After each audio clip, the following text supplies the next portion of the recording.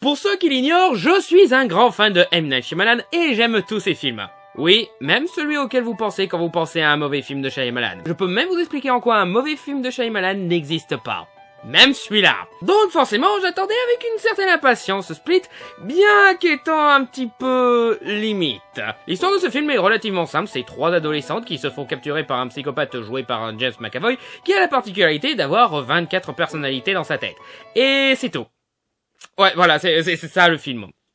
C'est simple, mais en même temps, voilà, avec ce concept-là, t'as de quoi faire. Et justement, le film exploite plutôt bien son concept. Mais enfin, avant toute chose, je tiens à parler de quelques trucs qui me gênent à propos de ce film. Premièrement, c'est pas très populaire ce que je vais dire, mais Shyamalan était meilleur quand il faisait des films comme Le Village ou La Jeune Fille de l'eau. Cette période-là me manque vraiment parce que c'était une période où vraiment c'était une personne tout à fait charmante qui voulait vraiment te faire partager son univers, sa pensée, etc. Ça rendait des films réellement touchants et vraiment beaux. Je m'excuse, mais La Jeune Fille de l'eau est un chef-d'œuvre sous-estimé. Revoyez-le vous et surtout avec un esprit ouvert parce qu'il est magnifique ce film. Mais il y a beaucoup de cons qui trouvent son style tout simplement mauvais, alors du coup il a dû entrer dans une période où il a commencé à faire des films juste beaux.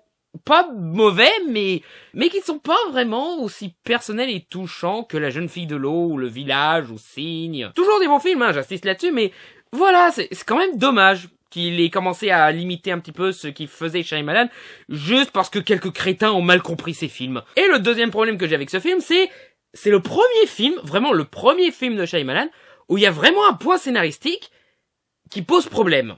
C'est le premier film où il fait vraiment une erreur narrative. Et cette erreur narrative, c'est le personnage de la psy.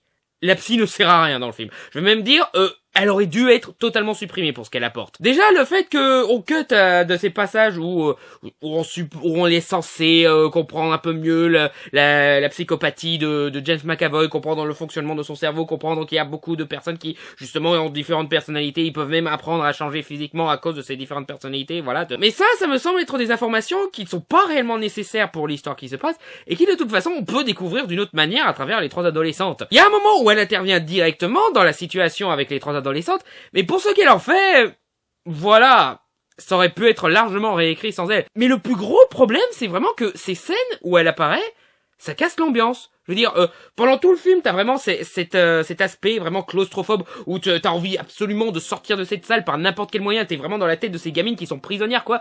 Et ensuite, tu cuts sur la psy qui discute tranquillement, sans aucune tension avec le personnage de James McAvoy et qui discute avec une autre nana, une de ses voisines, voilà, en train de regarder du téléachat ou je ne sais quoi. Voilà, ça casse l'ambiance. Voilà, et c'est con parce que justement, tenir une ambiance claustrophobe comme ça tout le long du film, ça aurait été génial. Après, voilà, je suppose que Shyamalan s'est un petit peu forcé à donner cette séquence-là justement pour essayer d'éviter que le spectateur ait des émotions beaucoup trop fortes pour eux ou des situations qu'ils ne peuvent pas trop comprendre. Donc voilà, maintenant Shyamalan est obligé de faire en sorte de prendre les spectateurs pour des cons et ça, c'est un petit peu dommage parce que justement, La Jeune Fille de l'eau, c'est génial justement parce qu'il ne prend pas son spectateur pour un con, il prend le spectateur pour un enfant qui est tout à fait capable d'utiliser son imagination. C'est ce qui était assez beau. Mais maintenant, voilà, le monde n'a fait que lui rappeler que les gens sont cons, bah traite-les comme des cons et explique-leur comment marche le trouble de la personnalité. Mais cela mis à part, le film reste très bon. James McAvoy, bien entendu, quand il joue les différentes personnalités, il est excellent. Voilà, ça me rappelle un de mes épisodes de Stargate préférés où le personnage de Daniel Jackson était un petit peu dans ce même genre de situation où il se retrouvait à avoir plusieurs personnalités dans sa tête et la façon de jouer, etc., d'enchaîner les personnalités, ça donnait vraiment un boulot d'acteur vraiment excellent. Mais James McAvoy va même au-delà de ça parce que surtout en VO, voilà, parce que j'ai vu quelques extraits en VO, malheureusement en Corse il y a que la VF imposée, mais voilà, rien que dans les extraits VO, on peut voir à quel point, même au niveau de la voix, il arrive à se transformer en ces différents personnages. Il n'y a pas beaucoup de personnalités présentées, on n'arrête pas de nous dire qu'il en a 24, la 25e s'apprête à surgir, voilà, mais on n'explore pas toutes les personnalités, il y en a vraiment que 3 qui sont vraiment importants dans l'histoire, mais voilà, on peut voir un aperçu de ce que sont les autres personnalités à travers les vidéos que l'on trouve, et bien sûr le fait qu'on va avoir une suite, donc on va probablement voir à quoi ressemblent les autres personnalités, donc wait and see. Et malgré le fait qu'on n'aura pas la touche personnelle de Shyamalan, on retrouve toujours sa mise en scène qui est toujours magnifique, et bien sûr son style d'humour qui joue un petit peu sur la situation situations gênantes, mais qui marchent super bien, voilà, comme par exemple, la scène où Jess McAvoy se révèle en mode Norman Bates, habillé en femme, là, ça amène quelques moments gênants qui font rire, surtout quand elle commence à peindre les cheveux d'une des filles, avec l'autre nana qui mange un sandwich, genre... Voilà, c'est ce genre de scène, c'est hilarant. Et Jess McAvoy, comme on peut s'en douter, il surjoue à donf et ça amène beaucoup de moments vraiment hilarants. Et là-dessus, le film arrive à mélanger le fun et l'effrayant, ce qui est assez difficile à mener quand même. Et aussi, un autre truc qui va faire plaisir à pas mal de fans de films d'horreur, les personnages n'agissent pas bêtement. Mis à part la psy, voilà, la psy, voilà, quand elle commence à rentrer en compte dans l'histoire, elle est pas super maline. Mais les trois gamines, voilà, elles ont des moments où elles commencent à avoir des idées, elles commencent à agir un petit peu intelligemment. En particulier, la Final Girl, j'ai oublié son nom et c'est un tort parce que l'actrice est excellente et je suis sûr qu'elle va avoir une très bonne carrière après ça, donc il faut vraiment retenir son nom. Mais moi là maintenant, peut pas retenir, voilà. Personnage qui agit réellement intelligemment, comme par exemple quand Jess McAvoy commence à prendre une des adolescentes pour faire on ne sait quoi dans la salle d'à côté, elle commence à paniquer, essaye de s'enfuir et demande de l'aide à la Final Girl, et vite fait, la Final Girl lui prend la tête, il dit pisse-toi dessus, et là Jess McAvoy l'emporte quand même, voilà, ils font on sait pas ce qui se passe dans l'autre salle, mais tout ce qu'on sait c'est que après il la pousse, la remet dans la salle, vraiment énervé, vraiment frustré, et là tu vois qu'elle s'est pissée dessus, et voilà. Il voulait la voir danser nue et il était vite dégoûté. Très malin. Et surtout, voilà, il y a d'autres moments assez marrants, comme par exemple quand les gamines commencent à se dire, hey, il est tout seul, on peut peut-être se battre, voilà. Surtout que je fais du taekwondo. Voilà, la Final Girl, elle fait un petit peu le même genre de réflexion, genre, ouais, genre, ton taekwondo à la con va nous aider, quoi. Et le film arrive aussi à bien mener l'esprit injuste de la situation, comme par exemple, t'as des moments où tu te dis, il y a un espoir pour qu'il s'en sorte, et non, vous êtes dans la merde, mais d'une force. En particulier, le coup de la fenêtre. Je vous le spoil pas, celui-là, mais le coup de la fenêtre, la nana, elle a dû péter un plomb méchant dans sa tête quand elle a compris ça. Et aussi, je vais vous parler dans quelques instants, mais avant toute chose, je tiens à préciser une chose.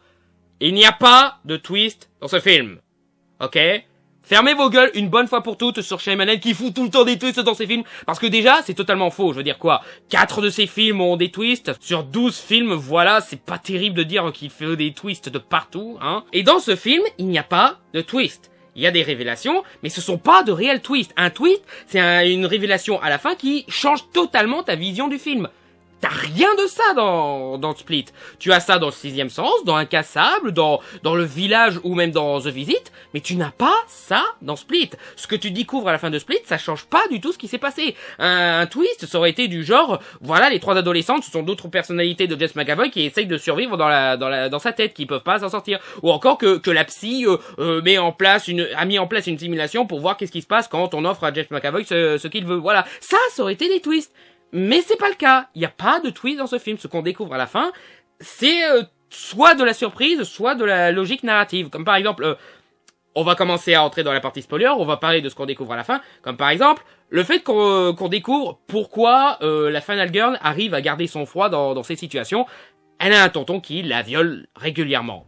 Viol et torture, probablement. Voilà.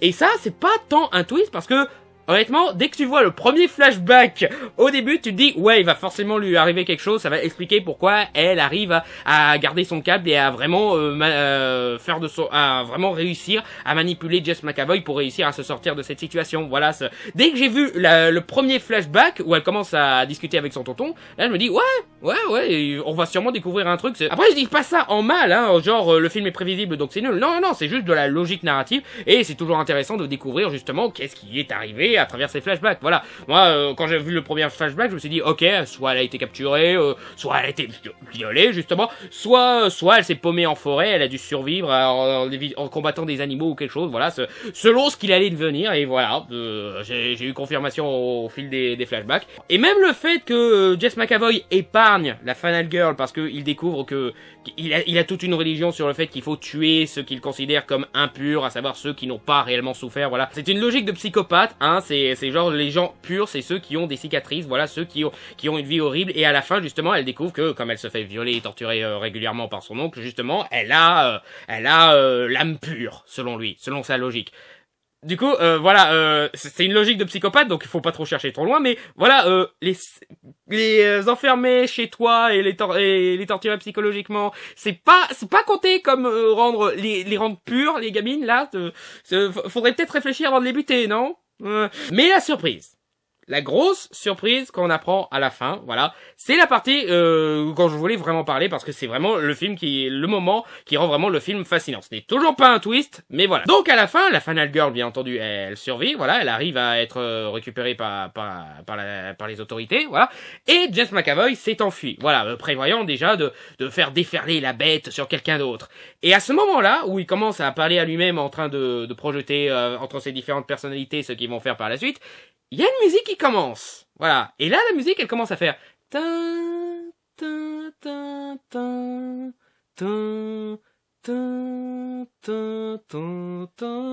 Et là, bien entendu, le fan de Shyamalan que je suis a de suite reconnu et je me suis dit...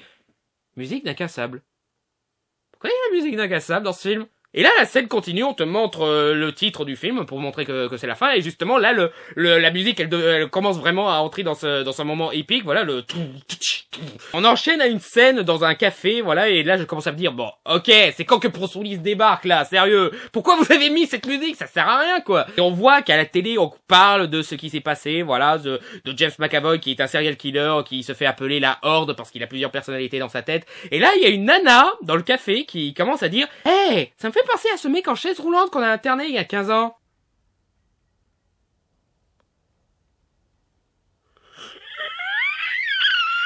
Et là, la caméra avance pendant qu'elle pose la question. Et lui aussi, on lui avait donné un nom bizarre. Comment c'était déjà ? Et là, la caméra avance et tu vois derrière elle, oh, son crâne chauve, ce con de Bruce Willis, voilà, qui lui répond, le bonhomme qui casse. Et là, je suis genre...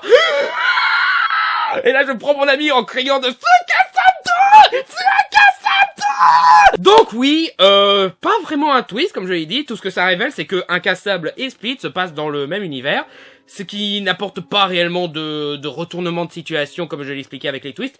Il y a beaucoup de crétins qui disent que voilà, ça donne plus de sens au film parce qu'on découvre à la fin que ça se passe dans un univers de super-héros. Là, ces mecs qui disent ça, ces mecs qui disent que le twist repose sur ça, que ça se passe en réalité dans un univers de super-héros, ils ont rien compris à Incassable. Parce que tout le truc d'Incassable, c'est que ça ne se passe pas dans un univers de super-héros. Ce sont des gens qui ont des particularités physiques, qui essayent de se trouver un but dans la vie en se fiant au code des super-héros. Ça ne se passe pas réellement dans un monde de super-héros. Tout le truc, c'est ça. Ils essayent d'apporter le code du super-héros au monde réel.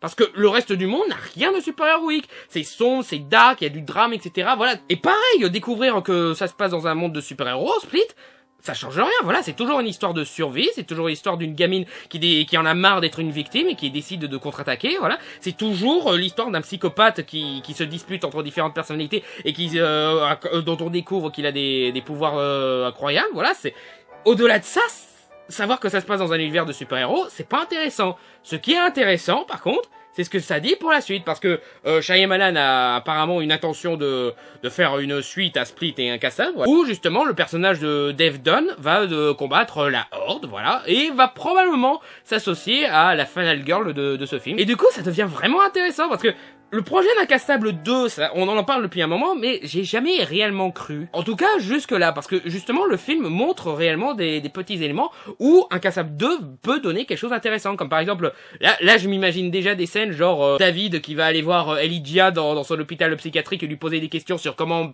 fonctionne ce personnage qui est clairement, typiquement un personnage super vilain. Qu'est-ce que sa famille est devenue ? Je veux dire, est-ce qu'il prend bien le fait que sa femme est devenue la première dame ? Et son fils, qu'est-ce qu'il est devenu ? Il a réussi à bien vivre avec le fait que son père est un super-héros. Et d'ailleurs, David, il continue à faire ses trucs de super-héros, ou bien il a laissé tomber après avoir compris que Elijah était totalement taré. Toutes ces possibilités, ça me donne envie de voir la suite. Je sais pas comment il a fait, parce que Incassable 2, c'est un projet auquel je voyais pas du tout beaucoup d'intérêt, parce que pour moi, Incassable c'est un film parfait, pas besoin d'en rajouter plus. Mais là, maintenant que tu m'as mis l'eau à la bouche, j'ai envie de dire, ouais!